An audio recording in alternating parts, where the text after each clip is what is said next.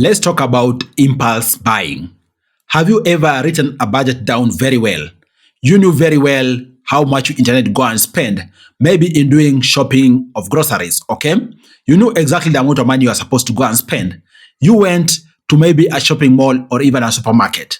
Did purchase what you had written down you're going to purchase and ended up spending more because of so maybe amazing things which were enticing to you that you ended up buying, yet you hadn't planned to buy those things. Have you ever been in such a situation?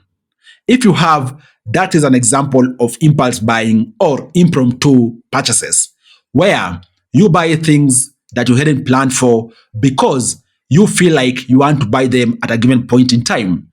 If you are asked, is it rational? The answer is most likely no, but you did buy either way because the urge was there. Let's talk about that, and most importantly, how you can stop impulse buying. You are all much welcomed. My name is Afaza Sifuna. In case you are new here, kindly consider subscribing to this channel, and also while you still at it, drop a like on this video. And most importantly, down there is a comment section. Comment. Just comment saying, I will stop impulse buying. I will stop buying things which I haven't planned. That way you'll be manifesting what I'm going to share with you in this video. Having said that, the very first thing you need to do is identify what your triggers are. Of course, most people out here assume, hey, I'll purchase this thing because it looks good. Hey, I'll purchase this thing because I heard someone say. But then again, rarely do people sit down and analyze exactly what the trigger is. The triggers are very simple. Maybe you are stressed at work. So when you leave work, you see a given place which sells food, you go inside there directly, start eating expensive food, which you hadn't budgeted for. The trigger for that is your work stress, okay? It isn't even hunger, because hunger would satisfy it with something different. You have your meal plan, which is within your budget, but then again, you'll go to an expensive restaurant, not because you have to go, but because you want to do that impromptu purchase. Yet the underlying trigger is stress at work. Maybe you are at home during the weekend, okay? And you are bored. So you decide to say, let me stroll and I'll come back home. And you form a habit of strolling every Sunday, maybe afternoon. And while you're strolling, you also end up purchasing things which you haven't budgeted for. The trigger for that is boredom. You need to address the boredom so that come Sunday afternoon, you are not bored. You have a planned activity you're taking part in so that you don't get your beautiful self or handsome self from the house, go start walking and end up purchasing things which are going to dent your budget. So learn to identify your triggers, figure out how you can address your triggers, and that way you're going to be in a good position, okay? And then the second way you can go about addressing impulse buying or impromptu buy purchases is you having something called 24-hour rule. What is 24-hour rule? In case you need to purchase essentials, most of those things which are going to really hit your budget. Case in point, maybe you're looking at purchasing furniture, which is going to consume maybe 30% of your monthly income. Or even so, you have seen an amazing car which you want to purchase just because maybe you got a windfall recently, and purchasing that car might even consume 50% of the money you got recently. Before you make that decision to purchase, before you remove money, before you swipe that card, give yourself 24 hours. That is what 24-hour rule mean. You giving yourself 24 hours is going to assist you reflect on if that thing is a want or a need. And also it's going to give you time to reflect on opportunity costs. In case you spend almost all the money you have to purchase a car, and yet you are working remotely at home, you rarely move each and every day of the week. What is the opportunity cost for that? Will that money be better off maybe being put in the stock market? Will that money be better off maybe being put somewhere else? Okay? Figure it out, give yourself 24 hours, and you're going to be in a better decision-making state. And be sure you'll make the ideal decision. And then the third way of you controlling impulse buying is to always shop with a shopping list. I've seen out there a good number of people saying, I know what I'm going to buy. Fair enough. Also, your brain, a little part of your brain also knows the impulse thing is going to tell you to buy. That's something beyond your control. Don't just, for example, say, I'm going to walk into a supermarket because I've gotten paid this month's salary. So I'm going to walk into a supermarket and do shopping for the house. Or even so, I'm going to walk into a clothes store and purchase new clothes, which I do purchase annually. List everything you need. Have estimate budgets for everything. In case you know, have the exact numbers. If you don't know, have what the ceiling will be. By you doing that, you're going to tame your appetites because most likely you will stick to what you need to purchase. And that way you'll avoid impulse buying. Okay. And then the fourth thing you can do to avoid impulse buying is having a weekly list and budget of fun things to partake in. Most of those people out there who boredom drives them to go and do impromptu purchases randomly across whichever area. Case in point, maybe this weekend I've felt bored, I've gone to a club, I've drank alcohol 20,000 Kenya shillings. Maybe next weekend I felt bored, I went to town to walk, I passed by a given mall or a given store, I purchased clothes worth 10,000 Kenya shillings. Maybe this weekend I'm bored, I just wake up and decide I need to go on a safari. I spend 50 Kenya shillings. All those decisions are going to compound over time and mess you financially.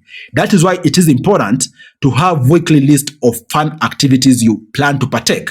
Because by you premeditating the fun activities, you're going to also premeditate your budget.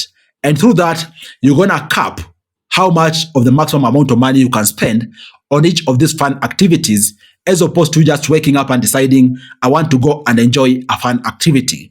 So plan. In your monthly plan, also plan for the weekly fun activities, more so in case you're typically hit by boredom. And through that, you'll be able to manage your budgets and most importantly, have your money in check. Okay? And then the fourth way you can be able to tame impromptu purchases is by you automating your money flow. Case in point, you automating savings. You automating your financial obligations like the loans you're supposed to pay. You automating money to emergency fund or education fund. By you making automation of all these processes, as soon as money hits your bank account, it's going to be off because you'll be having standing orders to different accounts or to different kind of things which are a priority. And this is going to assist you have just the amount of money you need to survive and maybe very little liquid cash which you need to have at hand for emergency. Because this is going to be very important, okay? And it's going to assist you in the long term to be able to build wealth because you will stop having idle money around. Each and every shilling which you're going to be making is going to have a purpose. Therefore, you won't be having idle money around, which is going to give you an illusion that you are rich. And yet, you are just employed relying on paycheck to paycheck. Automate your savings, automate other financial obligations, and you will be in a much, much better financial position. By the way, have you used automation before? If you have, comment down below. Did it assist you address the urges to do impromptu purchases? If they did, comment down below. We want to hear from you how your experience was. And then the sixth way is replace shopping with a wealth goal. Look here, guys. Most people out there don't understand how much money they do, quote unquote, waste on excess shopping. I'm not saying you shouldn't do shopping, but if you can think strategically and replace shopping with a wealth goal, you're going to be in a much better financial position over time. Case in point, people out there, for example, say, this month's shopping, I allocated 40,000 Kenya shillings. When they look at it very well, maybe they only need 20K for their month shopping and they're going to survive. If you look at your shopping very critically, because there's any amount of money you can shove aside, just have shopping for essentials, budgeted, and any excess, push it to a wealth goal. A wealth goal could be, for example, purchasing a home, maybe purchasing stocks, or maybe bonds of a given company. That is a wealth goal because you're going to be buying a better financial position in the future or a deserved comfort in the future, which is going to assist you maneuver better financially. So instead of just spending a huge amount of money in shopping, because that's the only way you think you can spend money, also dedicate money on a wealth goal. By the way, what is your wealth goal this year? Are you aiming to start a business? Are you aiming to purchase a home or an apartment which you can put out there for rent? Are you aiming to invest? What is your wealth goal for this year? And even as you share, where exactly are you on your wealth goal for this year? Because people have plans Where the mess kicks in is in implementation. In case you are spending a lot of money on shopping, have a wealth goal. Shove aside some of the money from shopping, push that to your wealth goal, and ensure you actually implement. Don't just write down amazing good English, good plans down which you don't action. Ensure you action your wealth goal, whether it's a business, investment, a home, you name it. And then guys, the seventh and last thing I want to share with you, which is going to assist you avoid impromptu or impulse buying, is for you to track each and every shilling which you get. Start tracking right from incomes.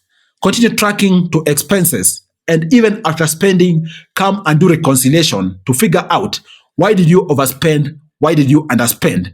If you are able to track each and every shilling which you are getting and which is going out, you will be in a much better financial state, because the majority of adults out there don't budget and then don't track their expenses and reflect upon their expenses. Start doing that today and combine that with all these things I've spoken about, and you will be able to tame your urges to buy things impulsively. You're going to be able to tame the irresistible urge to purchase things in an impromptu way. What do you all think about this video? Have you gotten ideas which can assist you tame impromptu purchases or impulse buying? If you have, comment down below and don't forget to drop a like on this video for me to continue giving you such amazing videos each and every day. Cheers guys, and you all stay safe.